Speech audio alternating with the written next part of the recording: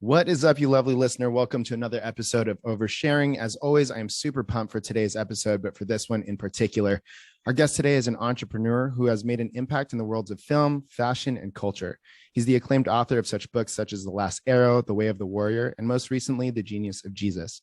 He's also the lead pastor of Mosaic, a community of faith based in Hollywood, California, teaches others how to discover their own voice, and believes that having something to say is so much more important than being heard. But before I speak too much, let's allow Erwin Raphael McManus to overshare. How you doing, Erwin? Yeah, I'm doing so good, man. Thanks so much for having me. Yeah, I'm super pumped. Thank you for being here. I'm just excited that the intro is out of the way. That's the hardest part for me. And then after that, it should be pretty easy. I thought you did pretty great. Thank you. Thank you. I appreciate that. Not sure if you know this, Erwin, but we always start with our conversations with one question. What were you like in high school? Well, it's funny that you asked me that. I just flew in from New York last night and went to New York from North Carolina. Last Friday, I was speaking at University of North Carolina to their football team, to the coaches, athletic department, and the team before they played Notre Dame. And my son Aaron was with me, so we did a little nostalgic trip because I went to high school. I finished high school in Raleigh, North Carolina. I went to school in Miami and started high school there, then transferred to North Carolina. That was quite a culture shock.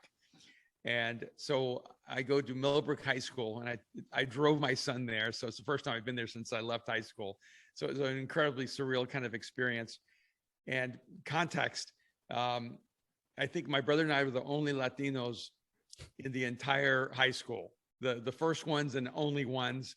And pretty much every student there had never seen a Latin American, had never been around an immigrant from another country. And the school was really divided between white and black. Mm. In fact, there was what they called the Black Hall. There was a hallway where all the black students congregated, and no white guys would walk through that hall.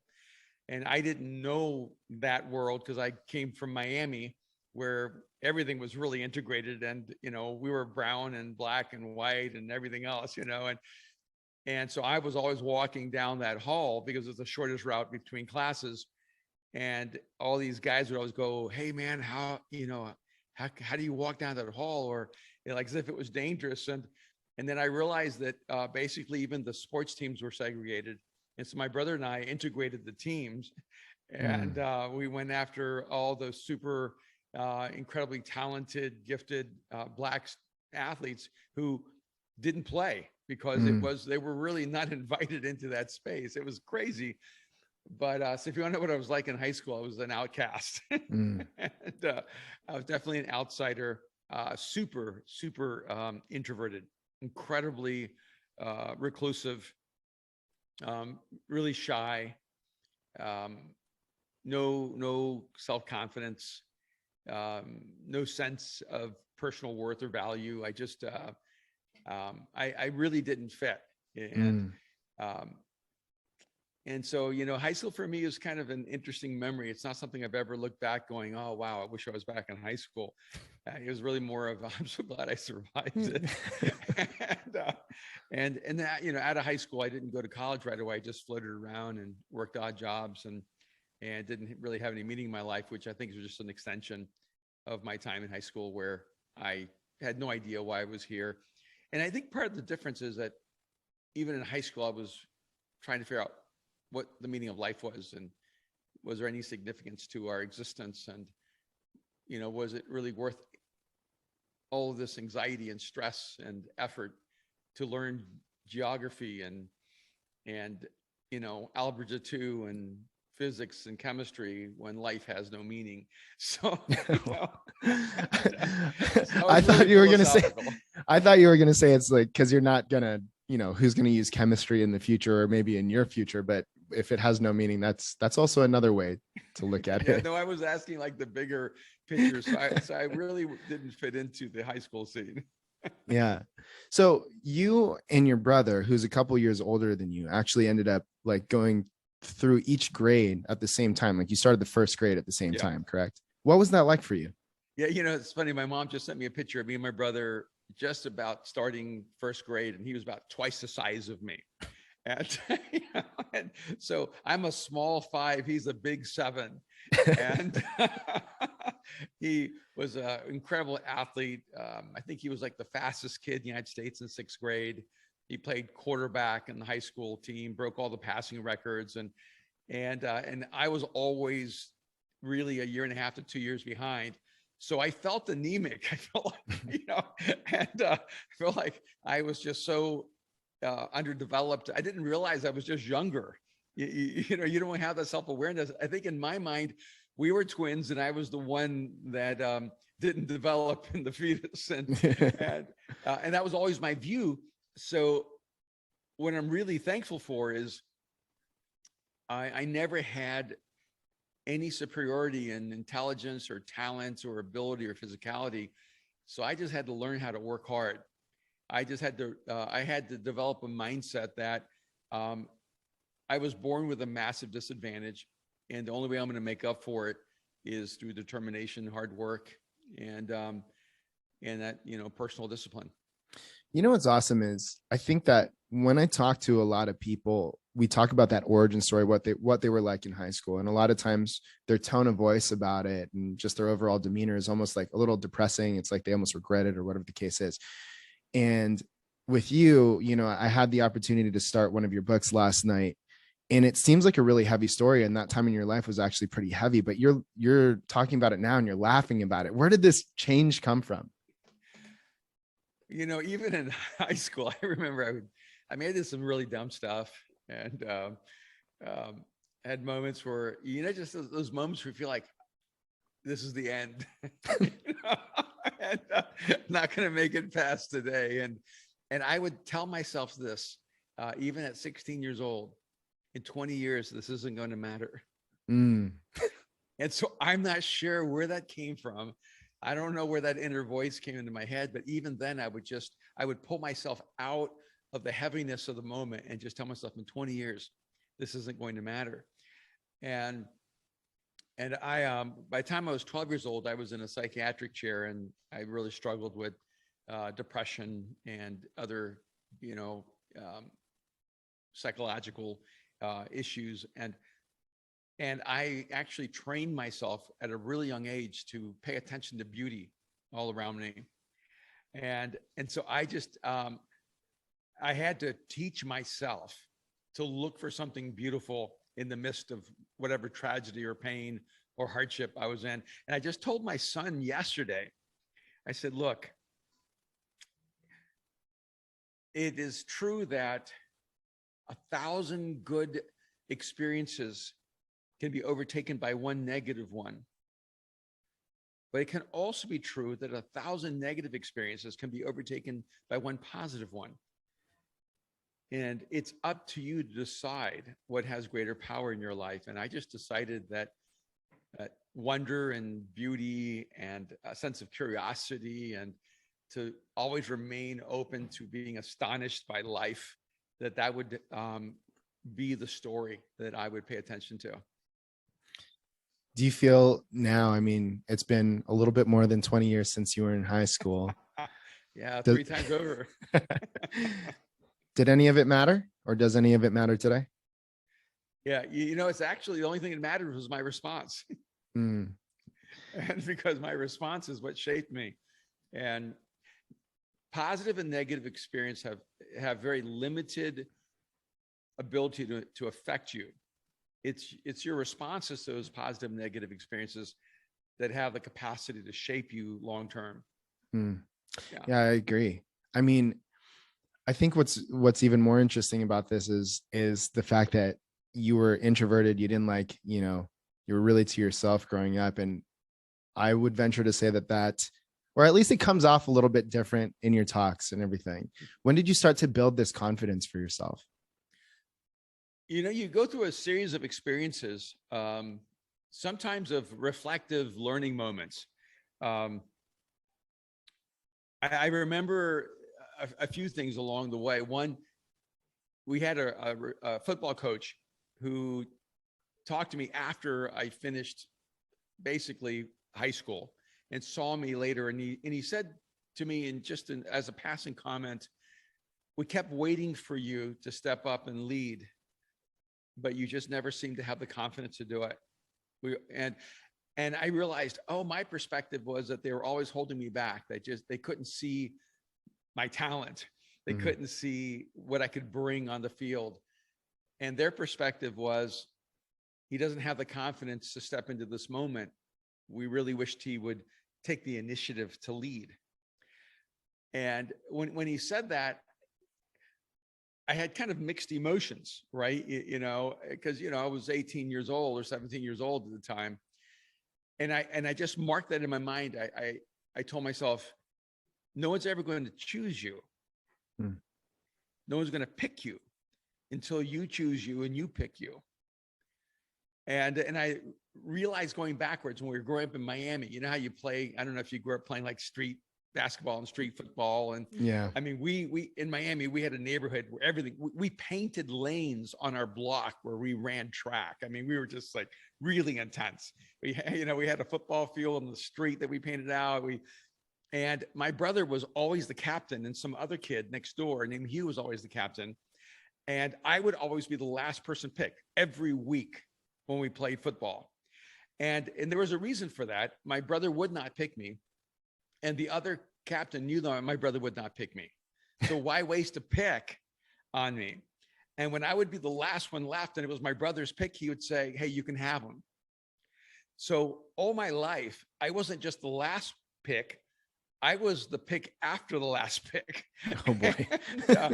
And I woke up one morning and I told myself, I'm going to be the last pick if I don't decide to be the person picking.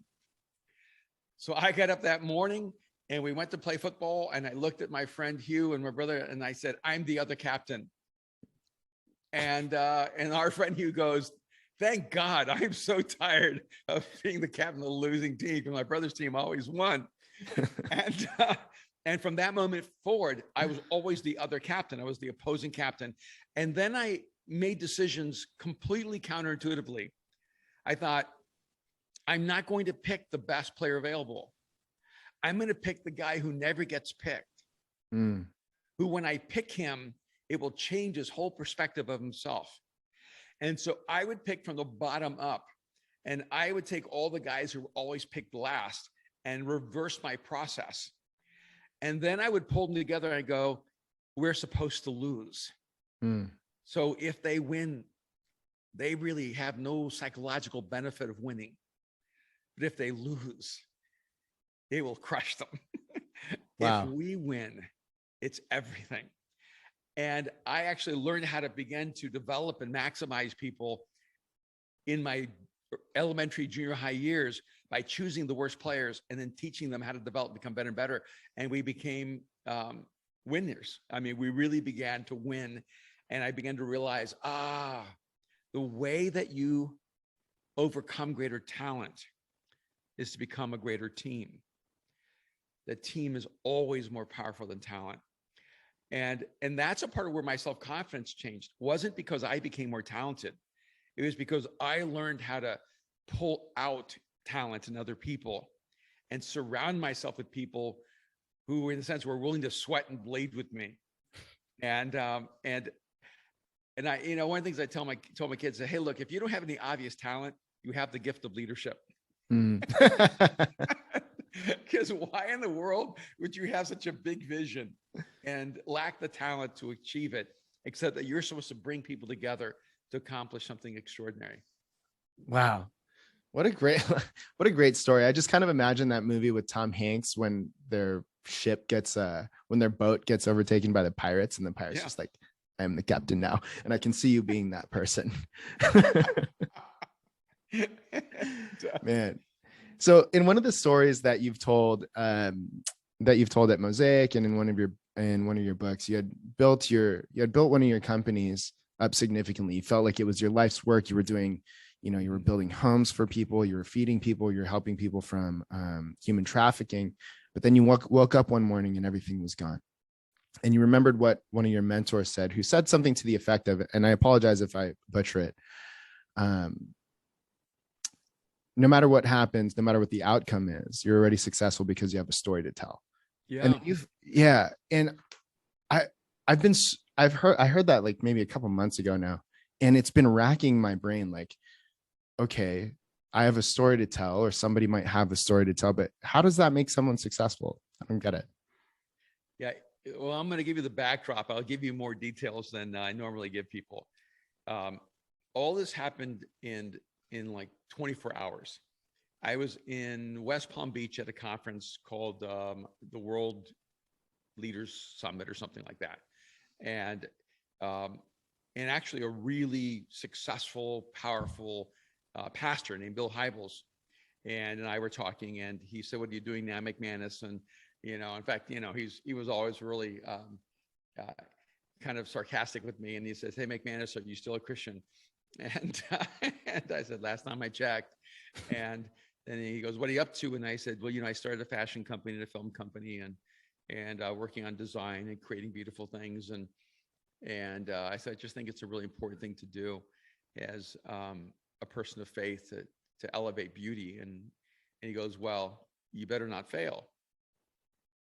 And I said, "Well, I just think it's really important to do this and to create a broader narrative of what matters in the world." And he goes, "Oh, yeah, only if you don't fail." And he said it to me twice, and it just went into me. I don't know if you ever had just someone like tell you something and you're still not that certain yourself. You're trying to, you're trying to talk yourself up, and then suddenly this person who has this massive voice in your life just goes, "But you better not fail, and it only matters if you don't fail." So I speak at this conference, I'm being a global leader. I'm flying to New York going, "What am I doing?" And then I see a friend of mine, his name is Mako Fujimura, who is a world-renowned Japanese artist. And his paintings, sell for 6-7 figures. But I knew him before that. And so I was already a little insecure. So the way I told the story, because he asked me, "What are you doing now?" And I told him, but now I said it apologetically.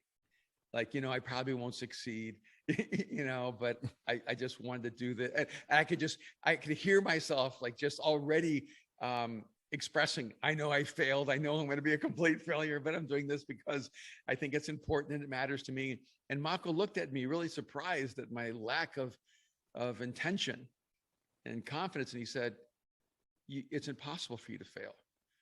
So what do you mean? He goes, "Because your life is a great story, and you already have succeed or fail, you're going to have a powerful story. You've already succeeded. Failure is not even in your future." And I thought, what an interesting contrast, ironically, between a spiritual leader and spiritual leader who's an artist. Mm. And I was reminded again, and I think the reason that's so important is that if you're trying to tell the story about yourself where you always succeed, it just will not be a very compelling story. It means that you've always played it safe. If you've never failed, you've never risked. If you've never failed, you've never been compelled deeply by your passions that you went beyond your ability, your own experience, your own capacity. And so, in fact, if you've never failed, you don't even know what the boundaries of your limitations are. And I remembered looking back at my life has never been a story of success. I mean, frankly, it's like my life has been a story of insane risk and endless failures, and proof that failures are never the terminal story. And I've learned so much from so many failures. And I mean, that day in my company, I think I lost like $6 to $10 million worth of assets. That's a lot of money, and I ended up in $1 million of debt. That wasn't even my debt, and it was my partner's debt, but it was my name on everything. So I took $1 million loan out, leveraged my home, everything I had, to go back and finish every project that they didn't finish because they just basically took the money and ran. And it took me 5 years to get out of that debt.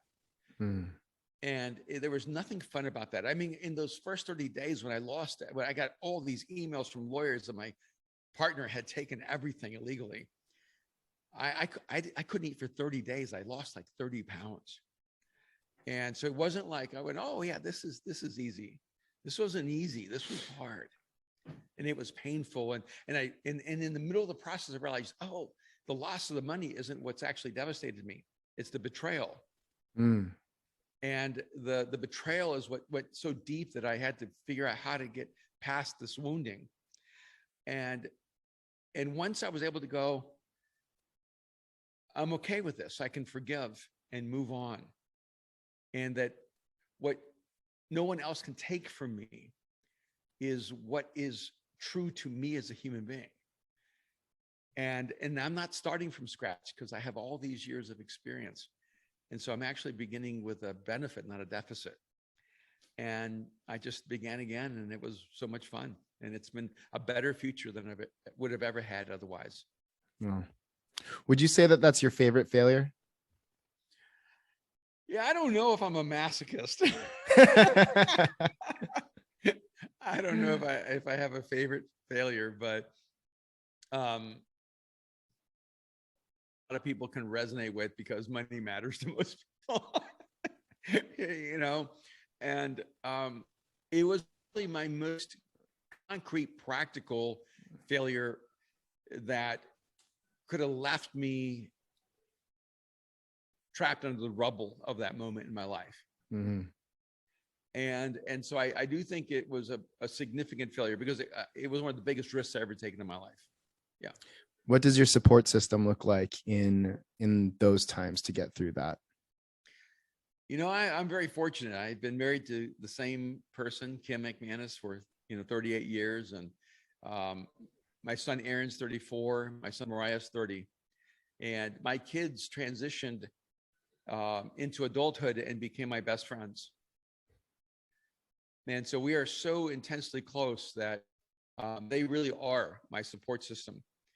And I don't think the drive and ambition and resilience that I have if it wasn't for having them in my life. And so I feel like for 18 years, I invested in them as little pre-humans, and it's the greatest investment I ever made in my life. They cost me more than anything I've ever invested in, but they're the greatest investment because they're genuinely my best friends. And I have a community here. I really believe in community, and I'm a person of faith, and I started Mosaic 30 years ago.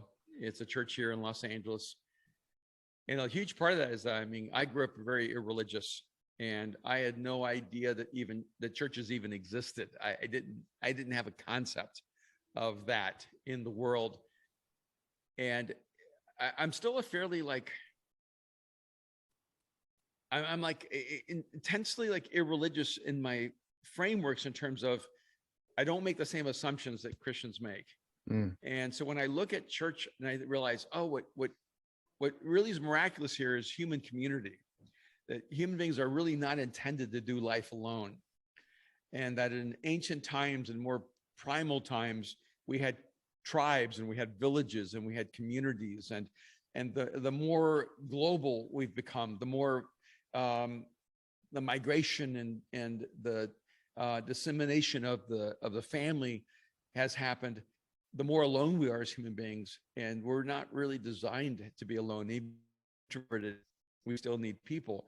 And so I feel like I have this incredible support system of this community of Mosaic. It's imperfect, lots of mistakes, people mess up, we hurt each other's feelings, we offend each other, we let each other down, but there's a prevailing friendship that this community has, and I'm really grateful for it. Yeah. I love that you mentioned that you don't necessarily fit the constructs or some of the assumptions that a lot of Christians believe. Whether there was recent political issues or just different topics that I was curious about personally, I really wanted to hear what you had to say about it, because I got that sense that you had a different lens, and I was really happy to see.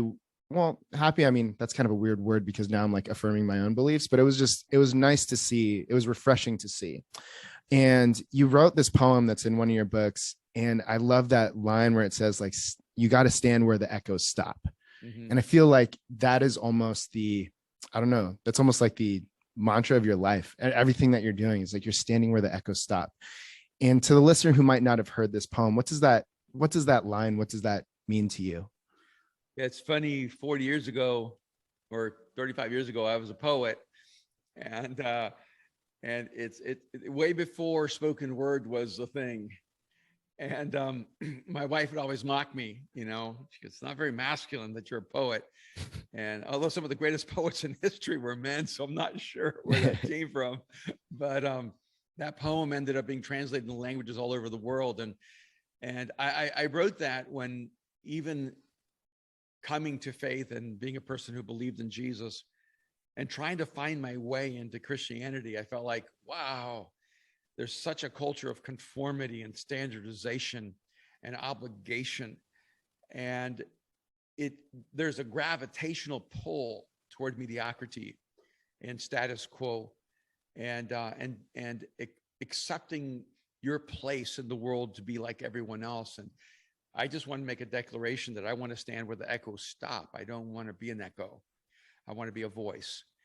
And I don't want to repeat senseless doctrines or beliefs or mantras that I've just accepted in my my conscious state, but they haven't really gone into my deep consciousness. And they're just something I say I believe, but they're not something that changed me. And I just find that as human beings, we have very much like a crowd thinking, even when it comes to positive thoughts, and I tend to be very defiant toward conformity, even during the BLM, crisis and riots during the pandemic, and everyone put on Instagram like a black Instagram, just, plain black. And I remember I watched everyone do this, and, I've been fighting for racial equality and equity and, treating every person humanely since I could talk. But I felt like, wow, this is interesting. If I didn't do that, people would suddenly be angry with me. And so I waited, the proverbial 5 minutes to see if it would create that response, and it did. And I realized, like, whether you hold positions on the right or the left, whether you're a conservative or a liberal, whatever, fundamentalists or progressive, whatever it is, you have to be careful that you're not suddenly a part of a movement because the movement has swept you up, but it isn't really who you are.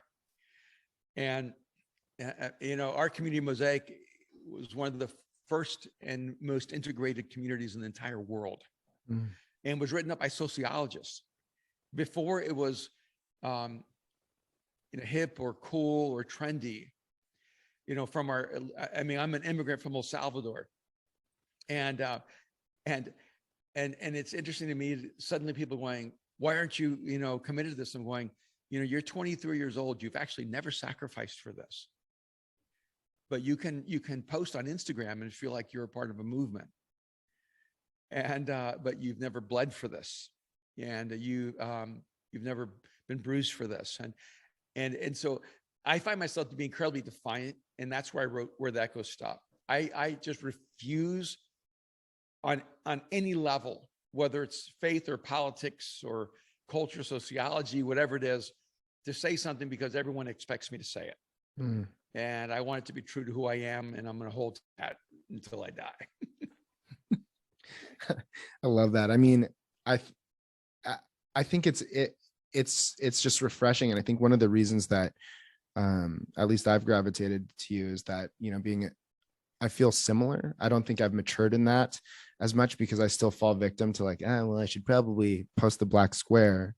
You know what I mean? I want my friends to like me, that sort of thing. But, hearing somebody like you do that, or be a little bit more defiant has been one of the more refreshing things. And I think that's why I've been so captivated by all your talks, and not just you. I think Mosaic as a whole, I've dug into a lot of to Kim's, and then I want to say Jose, his talks as well. And I think that it's just a great perspective, and it's not even a perspective. It's just like, this feels like truth. And I think that's because it doesn't fit an agenda. And I think that that's you. You've been so passionate about art, about culture, and it doesn't seem like there's like an agenda behind what you're doing. how do you feel like that sort of mentality of like maybe not having an agenda has contributed to the success, to your success or the success of Mosaic?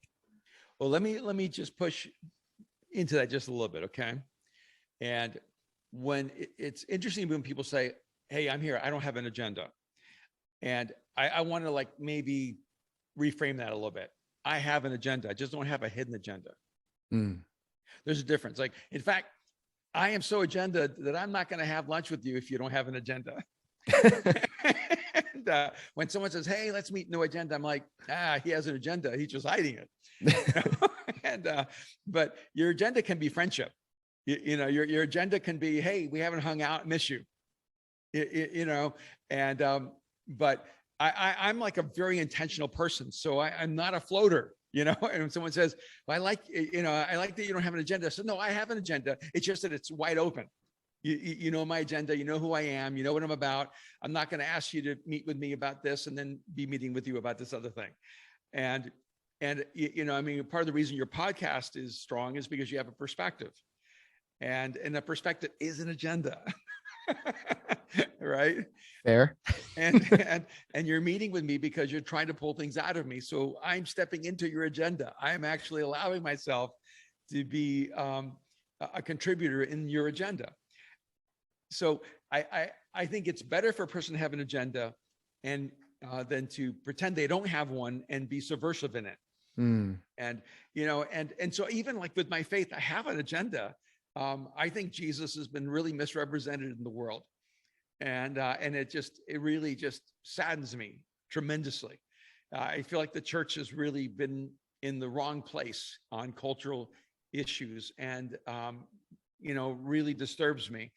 And so I have an agenda. I'm trying to help the church be relevant, and I'm trying to help people see how incredible Jesus is, in spite of all the people who claim him, and so even there, I have an agenda. I mean, I design clothes. I have an agenda. I want you to wear my clothes. I want you to buy my stuff. I don't make it just for me. Although I do, genuinely, everything I make is something I want to wear. And in fact, I was just in New York working in a factory there, and our tailors, and I said, "Hey, look, I'm not a guy who's paying attention to all the trends. I'm not a guy who's paying attention to, what's in and what's, being heralded in Fashion Week. I just make what I like. And I make it in the way that I want to wear it. And if I can feel good about wearing it on stage and wearing it at lunch, then I'm going to design it and build it." So because I think you should replace the word agenda with intention. Mm. And I think everyone should have intention. And what you don't want is you don't want to live a life of obligation. You want to live a life of intention. And so if you don't have an agenda, you will be living your life based on everyone else's agenda. Does that make sense? Yeah, 100%. So don't be embarrassed that you have an agenda. Yeah. I think that's probably like, obviously there's a ton of bombs that you've been gracious enough to bless us with today. But I think one of the biggest ones is like, yeah, everybody has an agenda. Mine's just not hidden. I'm like, oh yeah, that makes sense. Yeah, no, you have a better chance of having a meeting with the people you want to meet with if you have an agenda. Mm. Yeah, I love that. You're not going to waste your time. Yeah. You're not going to waste their time. You teach a lot, whether it's through the communication of your books, whether it's through, through Mosaic, and you also have a program out called the Art of Communication. And Mm-hmm. I would venture to say that you're one of my favorite communicators. I mean, in each medium, whether it's, some people are really good at books, some people are really good at speaking. I think you've done great there. And I'd love to know, I haven't had the chance to dig into that too much, but what can somebody expect out of the Art of Communication? What's your agenda there? Hey, man, thanks for asking. And that is part of my agenda, right? It's like, and I wouldn't create something if it wasn't a part of my agenda, and it matters to me. I don't even know if I've ever actually said this, but maybe 20 years ago, I was like listed among like the 10 great communicators in the world. And And I always thought it was interesting. I don't know how people decide that, you know, and even as I listen to people, I go, well, he's in the top 10, but he doesn't really speak to me. Mm-hmm. And I may be in the top 10, but I don't speak to everyone. And so I started really thinking about this whole dynamic of communication. I think communication is incredibly spiritual. It's almost like mystical. It's significant to me as when we thought that mass and energy were two different things. And then we realized, oh, that's actually the myth. And it's almost like the reality is more mystical than what we thought. That everything is energy is incredibly mystical. It's that everything is interconnected is incredibly mystical. And so when I started thinking about communication, I'm going, there's more going on than just us learning how to capture sounds, because that's what we're doing right now. We've learned how to translate sound into meaning, or to transport meaning through sound. And so already this is something that's incredibly, like, the only word I can think of is like spiritual or mystical, that we're not even in the same room. And we have a connection right now. Our thoughts are connecting. I mean, are we really separate, or are we integrated right now? As we come to a common thought and a common idea, and it's interesting, the word communication comes from the same etymology as the word communion and the word community. And so I actually think that communication creates community, and it brings us to communion. It connects us together at the highest level of intimacy. And so communication is really important to me. It's as fundamental as you cannot have a meaningful relationship. You can't stay in a marriage for 38 years if you don't learn how to communicate. And then at the same time, you can't hold an audience of 100,000 people captive if you don't learn how to communicate. So it's a strange skill set, right? That you need one-on-one, and you need one on 100,000. And what's interesting to me is I've spoken to, hundreds and hundreds of crowds of probably over 20 to 100,000, and to millions of people around the world. And what's interesting to me is that the best messages, the best talks I ever give, someone will come up to me in this massive arena and say, I felt like you were talking just to me. Like, well, okay, how does that happen? How does one person on a stage talking to 100,000 people have a one-to-one connection with another human being? And these are the things I want to find a way to translate this and leave this behind, and I'm 64 years old, and my wife for decades has been asking me, please teach the world how to communicate, or she's more specific, please teach me, put it down, how you communicate. And this is something my kids and my team have asked, you just don't teach this, you just do it.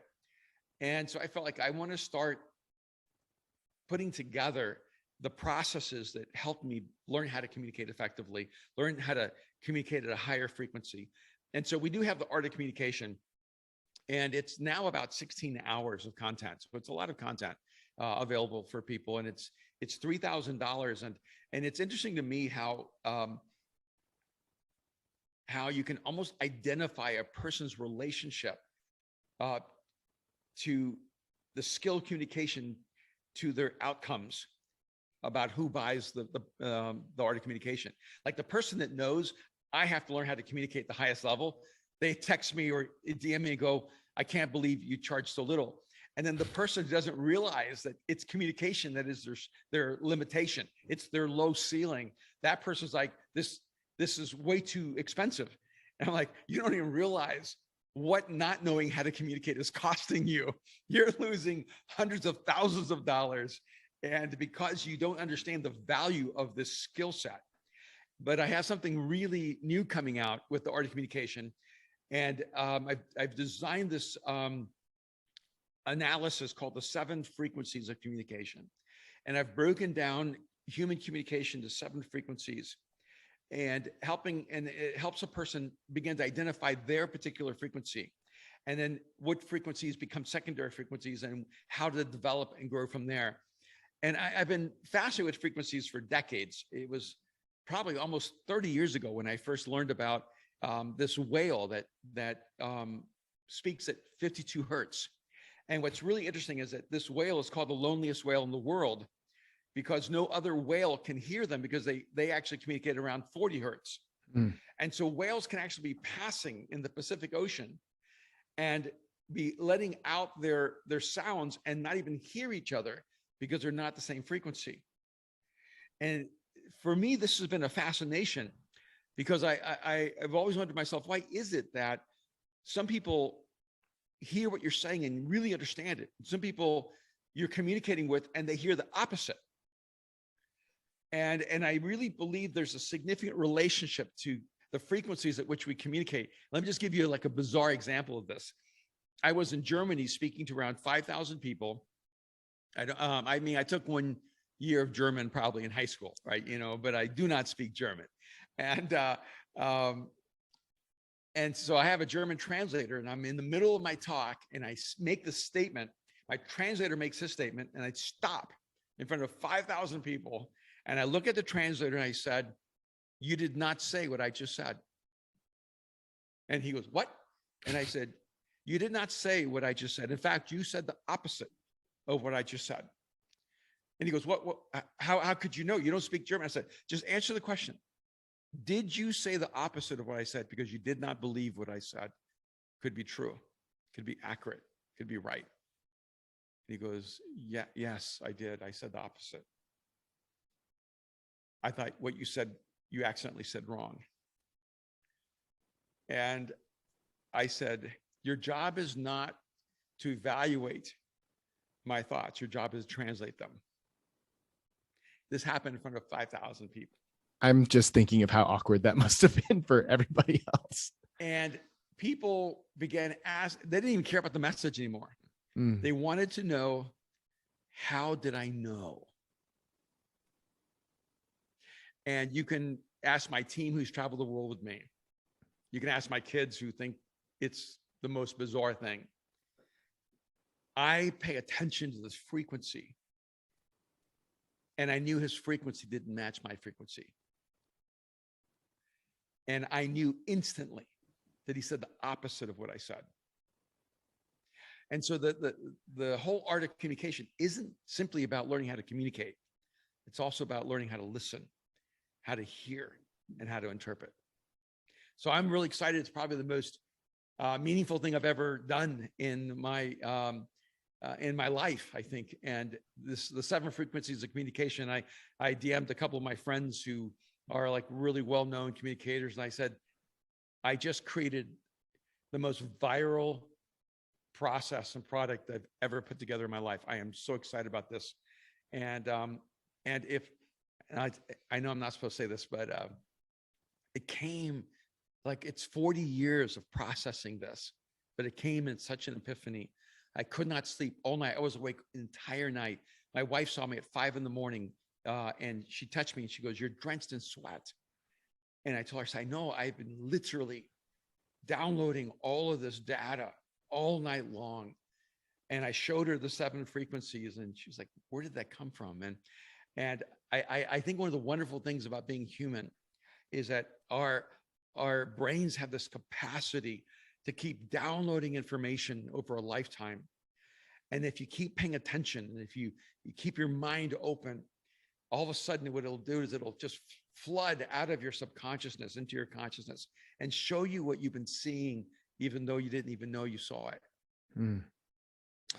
Yeah, man, I think something like this is really incredible because I tell my team here at the agency, I'm like, look, a lot of you guys are more skilled than me. A lot of you guys are, I'd even say more talented than me in different areas. But the only difference is that I can speak to the people that we're talking to, I can communicate it better. Mm-hmm. And so all of a sudden they think I'm the expert, but I'm just taking what you told me and putting it in a way that somebody else can understand it. So I'm really excited to dig into that. Needless to say. That's awesome. Yeah, man. Erwin, you've shared so much incredible stuff with us today, and I couldn't thank you enough for just taking the time, answering the DM. I shot my shot. I had the agenda, and you had yours, and we came together and we did this. And I want to give a quick shout out to your team too, because they've been super helpful and really kind. Cindy, and I want to say that the first gal that messaged me was Alicia or something like that. I could get it. Elisa Duran. Yeah, she's great too. So thank you to that team. Before I ask the last question of the day, if somebody wanted to connect with you, how could they find you? My email is erwin@mosaic.org. It's that simple. And if you want to go to my website, it's Erwin McManus, or go to the Art of the Art of Communication, and you can go through any one of those to get the Art of Communication or to send me an email, and it goes right to me. I see every email. I love that. Or any of the books. Those are awesome. I'm sharing as much of your talks as I possibly can with my community, because the way that you communicate, I mean, whether you're a person of faith or not, the thing that you have to say can resonate with a lot of people. So I appreciate all the work that you've put into creating that content. Last question of the day, going to go a little off topic. I've noticed that there is a constant theme in a lot of your talks and your books, and I would say that you're a big fan of the movies. So what is one movie that everybody's sleeping on and they got to watch it?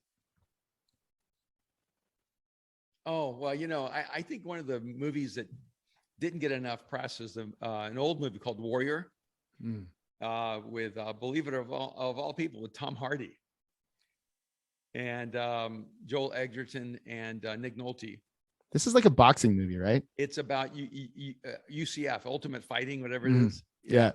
Did you ever see it? No, it comes up on Netflix. I'm like, this looks lame. So now, man, it is so good. I think it was 2012 or something like that. I think it's a great movie. I love that movie. I think it's really, really fantastic. And if you like more, art films, they're almost every Chinese, Japanese film to me, but there's one called the Chungking Express that's really beautiful. And but in fact, I think Tarantino bought the rights to that film when he saw it in Asia, and brought it here to the United States. It's called the Chungking Express. Those are two very, very different films, and I can't think of anything recent that is a sleeper, because movies really haven't been coming out. Yeah. Well, unless you want to see the Avengers again. Yeah. And I've been more disappointed with movies than I have been excited about them lately. And you're right. I love films, I mean, I'm a Magnificent Seven Samurai guy. I think The Usual Suspects is one of the great movies of all time. And I just think that is the best movie on deconstruction I've ever seen. And so, yeah, anyway, I could go on forever. I love that, man. Thank you so much again. To the listener, thank you so much for your time and attention. We appreciate it. If you loved the episode, we would dig a 5-star review. If you didn't like it that much, feel free to stick it to us, but subscribe anyway, because we're going to have a ton of incredible people just like Erwin Raphael McManus back on the show. Thanks again. Hey, thank you so much, bro.